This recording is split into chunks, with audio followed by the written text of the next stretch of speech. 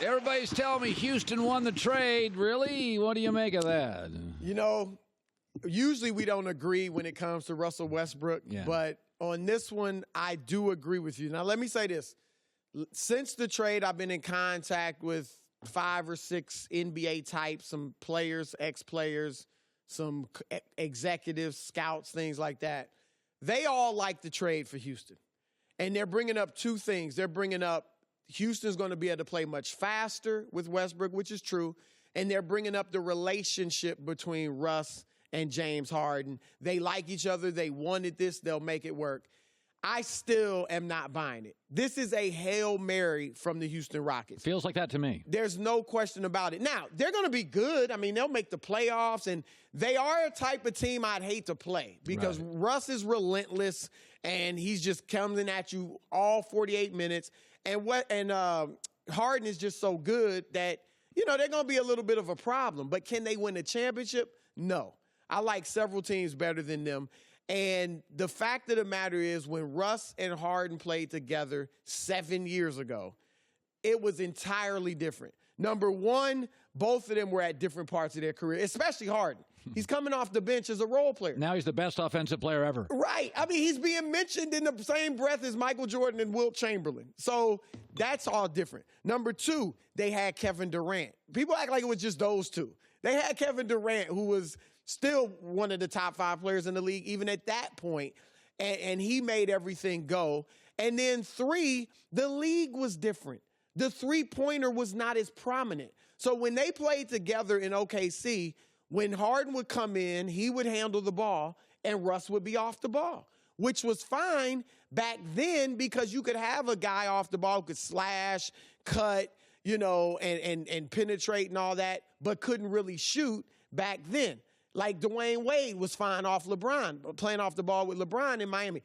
That'd be a challenge right now in today's NBA where the 3 is so prominent. So I don't think it's going to work to the point where they could win a championship. So I just see, look, I heard you talking about if it doesn't work or when it doesn't work, everybody's going to blame Russ. You made a great point about Harden because if it were going to work, Harden would have the best chance of making it work. Thank you. Because his game is more versatile. Like, I think Russ by himself in a Mike D'Antoni system would be treacherous for opponents. Like him coming down a high pick and roll with the floor spread and shooters around him, he never had that in OKC. So I think he'd be dangerous in that. But Harden's not just going to sit there off the ball. But Harden is more capable, I believe, of playing off the ball than Russ is. Russ not going to be very effective off the ball because he doesn't shoot well. Right. And so that's where Harden – but look, everybody's talking about they like each other. They want it to happen. Harden and Chris liked each other. They may not have been as close as Russ and Harden, but Chris didn't pick the Rockets out of a hat. Remember, they had worked everything out. Right. He calls the Clippers, hey, I want you to trade me to the Rockets. Don't think he didn't talk with Harden and they say, yeah, we'd be great together, so on and so forth. And Harden did not change his game one iota. Thank you. Which shocked me. Like, it shocked me to see Chris Paul off the ball as a 2-guard. That's what he was with Harden for the most part. Yeah. And if he didn't change it for Chris, how much is he going to change it for Russ? So there were reports, and Daryl Morey denied them, that Chris Paul and James Harden, everything's fine. And I'm like, it seems like to me, the reporters were all right. It wasn't very good. Right. No, apparently they had to make the move. My first order of business, if I was Daryl Morey, would have been to sit Chris and James down one-on-one and try to work it out.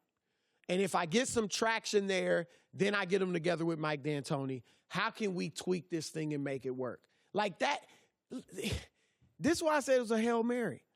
They panicked for no reason. Now I get it. The Lakers and the Clippers now are really good. Yeah. And I think better than Houston would have been even with CP3 and Harden. But 2 years ago, this did work. You had the Warriors down 3-2. If Chris Paul doesn't get hurt, maybe you're the world champions. Last year, you lost to Golden State, which was, even without KD, was a great team. They very well may have been the second best team in the NBA the last 2 years.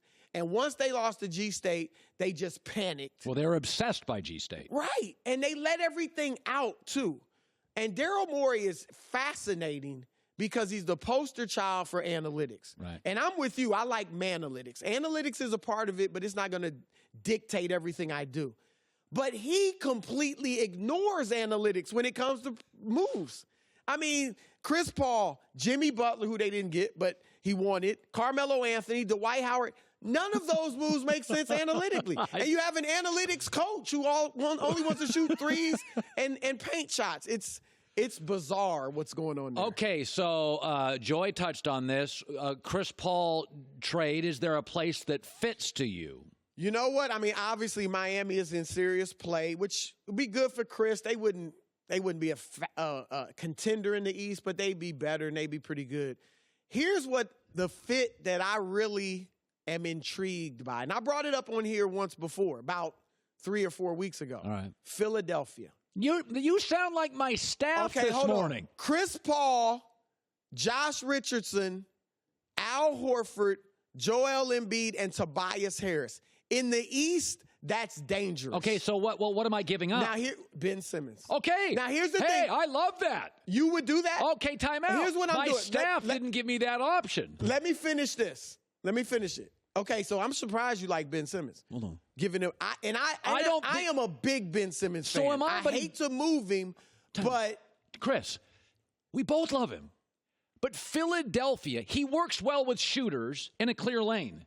Philadelphia got more bigs this year. Right. Philadelphia doesn't work for Ben Simmons. It doesn't. I got Horford in the middle. I got Embiid in the middle. They drafted a kid from Washington who can't shoot but is a great defensive player. Right. Tobias Harris.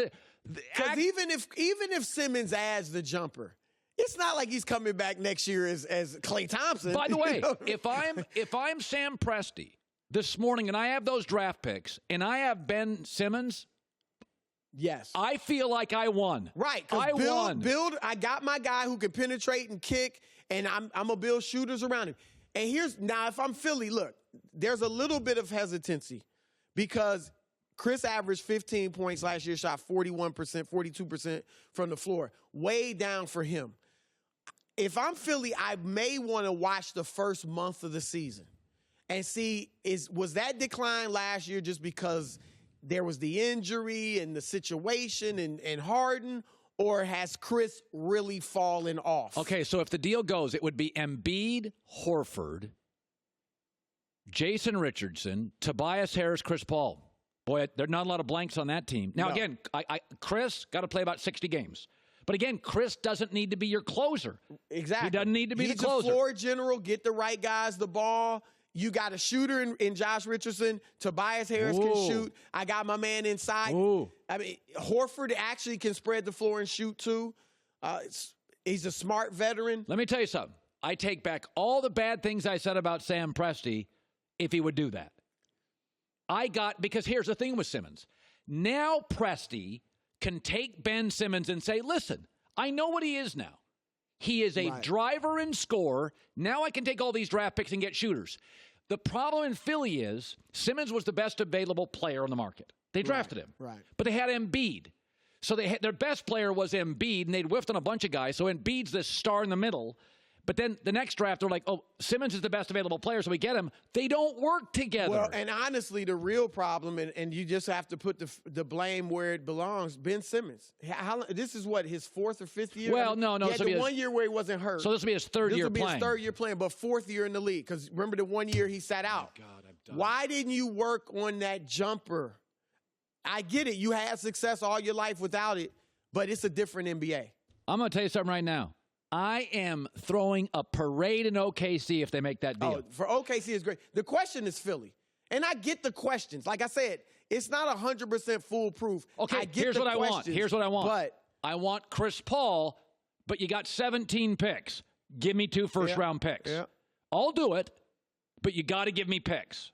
Yeah. Because you got it. By the way, I need some insurance. Well, yeah, I mean, Oklahoma City now they have so many picks, it's absurd. Like, the guys can't all make the roster. So just say, listen, I want 3 first-round picks and Chris Paul because of the knee. You get Ben Simmons. I do both teams. I do that tomorrow. That's brilliant. You know, if my team could pitch ideas as well as you, I would have listened to them. What about, and they still have Schroeder? OKC. Yeah, they do. So maybe Chris Paul and Schroeder. Because that gives Schroeder gives me some insurance in case Chris Paul. You brought smoke today. Hey, Sam Presti, I hope he's listening. Like I said, OKC would do it. It makes all the sense in the world. I would love it for them. The question is Philadelphia, and there's some legit questions. But if you want to win, Philly's in win now mode. How good would that team be in the East? Every chance to get to the finals. Oh, yeah. I think they'd be a favorite over Milwaukee.